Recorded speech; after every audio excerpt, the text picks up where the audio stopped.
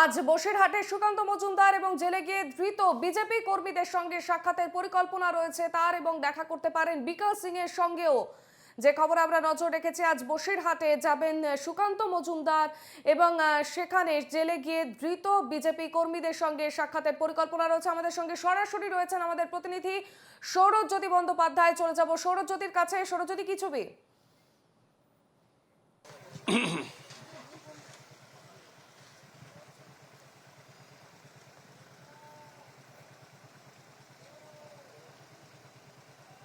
দেখো, আজকেই বসিরহাটে বিজেপি কর্মী সমর্থকদের সঙ্গে সাক্ষাৎ করবেন বিজেপি রাজ্য সভাপতি। তুমি জানো যে কয়েকদিন আগেই বসিরহাটে এসপি অফিস ঘেরাও অভিযানকে কেন্দ্র করে ধুন্ধুমার পরিস্থিতি তৈরি হয়েছিল।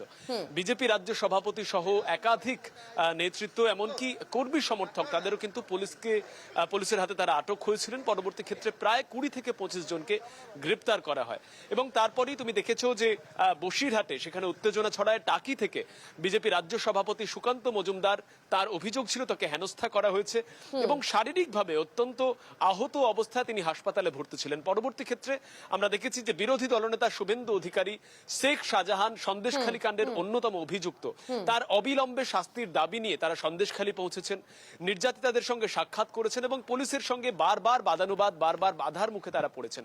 এবং আজকে যেমনটা ঘোষিত কর্মসূচি বিজেপি রাজ্য সভাপতি সুকান্ত মজুমদার আগামীকাল, তিনি গতকালকেই তিনি জানিয়েছিলেন যে বসিরহাট তারা যাবেন।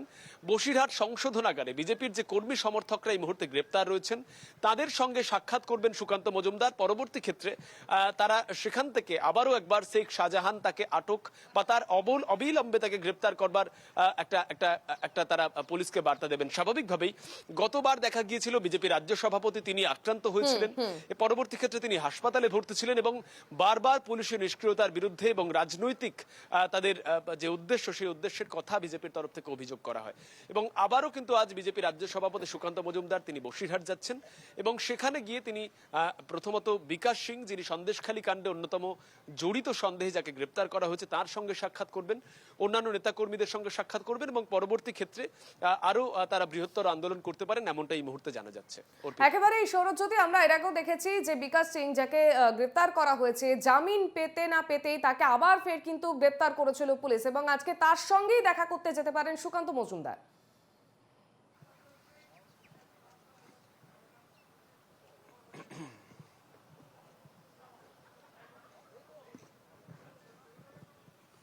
একেবারেই শুধু বিকাশ সিং নয়, তার সঙ্গে যে বিজেপি নেতা কর্মীরা রয়েছেন যারা মূলত বসিরহাটের এসপি অফিসের সামনে থেকে যাদের গ্রেপ্তার করা হয়েছিল মধ্যরাতে, তাদেরও কিন্তু এই মুহূর্তে তারাও রয়েছেন সংশোধনাগারে। স্বাভাবিকভাবেই সেই রাতেই কিন্তু সুকান্ত মজুমদার তিনি কার্যত ঘোষণা করেছিলেন যতক্ষণ না বিজেপির সমস্ত কর্মীদের জামিনের বন্দোবস্ত করা হবে, তাদের নিঃশর্ত মুক্তি না দেওয়া হবে, তারা কিন্তু লাগাতার আন্দোলন চালিয়ে যাবেন। এবং পরবর্তী ক্ষেত্রে দেখা যায় যে মধ্যরাতে একটা চূড়ান্ত নাটকীয় পরিস্থিতির উদ্রেক হয়, যেখানে সেই অবস্থানকে ভেঙে দেয় এবং পরবর্তী ক্ষেত্রে সুকান্ত মজুমদার সহ একাধিক নেতৃত্ব, রাজ্যের শীর্ষ নেতাদের তারা আটক করেন।